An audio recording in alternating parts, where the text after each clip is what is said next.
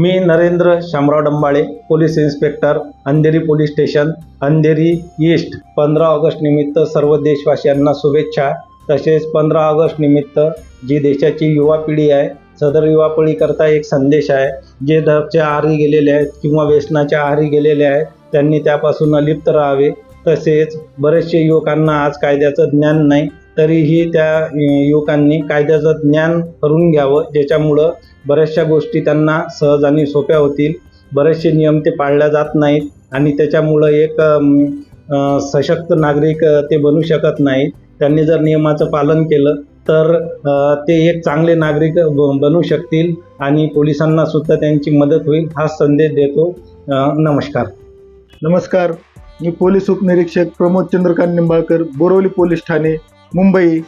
आपणास 78व्या स्वातंत्र्य दिनानिमित्त मनापासून शुभेच्छा देतो आणि आजच्या तरुण पिढीला आव्हान करतो की आपण एक सशक्त भारत आणि नशामुक्त भारत बनवूया. मी युवकांना आव्हान करतो की आपण सर्वजण एक संकल्प करूया की आपण कोणत्याही प्रकारची नशा, व्यसन अथवा अंमली पदार्थांचे सेवन करणार नाही. बलसागर भारत हो, विश्वात शोभून राहो.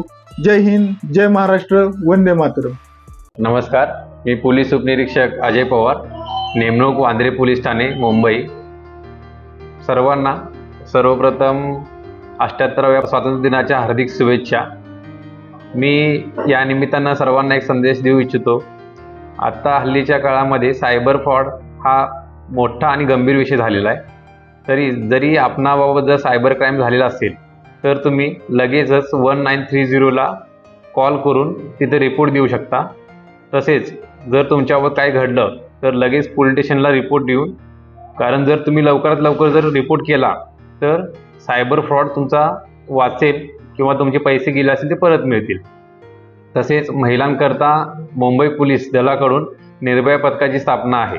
जर महिलांना कुठे काही असुरक्षितता वाटली तर 103ला कॉल करून तुम्ही पोलीस मदत तात्काळ मिळवू शकता आणि जर तुमच्या पुढं घडणाऱ्या अप्रिय घटना टाळू शकता. नमस्कार. जय हिंद. मी PI प्रमोद पवार, खार पोलीस स्टेशन. आगामी येणाऱ्या स्वातंत्र्य दिनाच्या सर्वांना शुभेच्छा.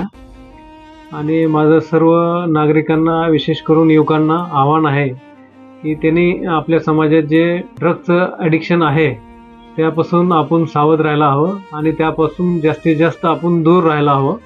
आणि त्या निमित्ताने आपण पोलीस आणि आपण दोघांनी मिळून सहकार्याने ह्या ड्रग ॲडिक्शनचा आपण नायनाट करूया, एवढा माझा संदेश आहे.